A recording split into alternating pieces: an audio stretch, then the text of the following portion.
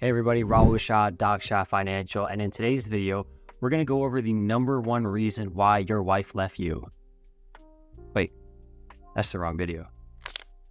Okay, no, we're going to go over the number one killer to your retirement portfolio, and that's inflation. And I'm actually going to show you examples with the math to show you how inflation really wreaks havoc on retirement portfolios and how you can actually fix that problem. So we'll go through all that stuff in this video. So the first thing we have to do is define inflation. So a lot of people define this incorrectly as a rise in price. That is actually the consequence of inflation. Inflation is an expansion in the supply of money. So you print a lot of money, you give it to people to spend, prices wind up going up as a result. So what's the problem with that? Well, if you have a $2 million retirement portfolio and every single year prices go up, even if you have the same amount of money, you can't buy as much stuff. And that's why inflation is so detrimental, and people don't do the math on year 1, 2, 3, 4, all the way down to, let's say, 30 on what their portfolio is going to look like if inflation starts to eat away at it every single year. Because remember, it's sort of like compounding. It might not seem bad in one year, but as you keep going down, it gets worse and worse and worse until your portfolio starts to actually be really small and kind of borderline not enough. So the CPI is what measures inflation. It's called the Consumer Price Index. The general rule of thumb is to take the CPI and double it, because the CPI almost always understates inflation, and it does this through three ways: substitutions, hedonics, and exclusions. I made a lot of videos on that topic, so I'm not going to get into that in this video, but the CPI is not manipulated, but it's sort of reverse engineered to always show a low number. And it's not really reflective of all the prices that you're going to encounter over your 30-year retirement. So you have to really understand that if you want to make good retirement projections. So let's actually take a look at an example here, and we're going to use a person that has a $2 million retirement portfolio. We're going to assume that it's 2025 and that you have a portfolio value of $2 million. We're going to assume that there's no portfolio drawdown, so you're not withdrawing any principal or additional capital from your portfolio. In other words, you're just living off of the interest. And let's assume that interest is 5%, so $100,000 a year. But remember, 5% is your nominal return. So you have to factor in your taxes. And let's assume that's 20%, just to keep the numbers round. Could be more, could be less, all depends on your investments and how long they were held. Now, if we assume that inflation is 5%, your real return is negative 1%. Now, you might say, well, inflation of 5% sounds high, but remember, it's, in my opinion, best practice to double the CPI, because that's more reflective, more accurate of the prices that you pay in your day-to-day life. So we just net these two, and your real return is negative 1%. So you lost 1% in purchasing power. And if you look the next year, that means the value of your portfolio is $1.98 million. And if we do this for 30 straight years, $1.5 million is your portfolio value. Now you might be thinking that's still a large number. 30 years, I have a very large chunk of change in principal still. But there are a couple of things you really need to keep in mind. Number one, we made the assumption that there was no portfolio drawdown, but that's not always going to be the case. $100,000 might not be enough. You might want to take vacations or make renovations, and you might spend more, and that might come out of your principal balance. Now, another thing you want to keep in mind is that you will have medical expenses at some point in your life. And while it's uncomfortable to think of, these expenses are just that, very expensive, and you're going to need to chip into that portfolio. Okay, now let's take a look at an example with a portfolio drawdown. We'll assume the year is 2025, your portfolio value is $2 million, and that you take out $30,000 every single year to supplement the interest that you're making. All the other factors are the exact same. In this scenario, your portfolio will be worth $700,000 at the end.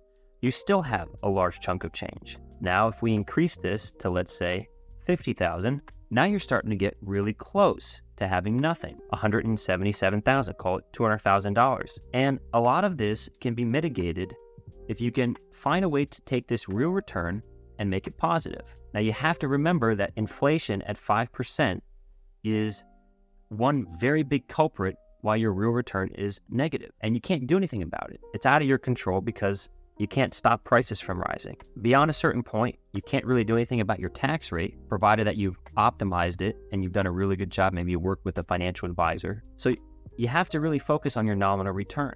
And how can we increase this? Well, we can do so with a stock. If we can put part of your retirement portfolio in a really good group of individual stocks, we can potentially bump up your nominal return from 5% to 6%, as you can see here. And if we don't draw down anything in the portfolio and we go to 30 years, you're left with almost the same portfolio value as what you started with, just by taking a little bit of your retirement portfolio, putting it in a high quality individual stock, which takes a lot of research, but there are very good stocks out there, and you bumped up your nominal return and you've preserved your purchasing power.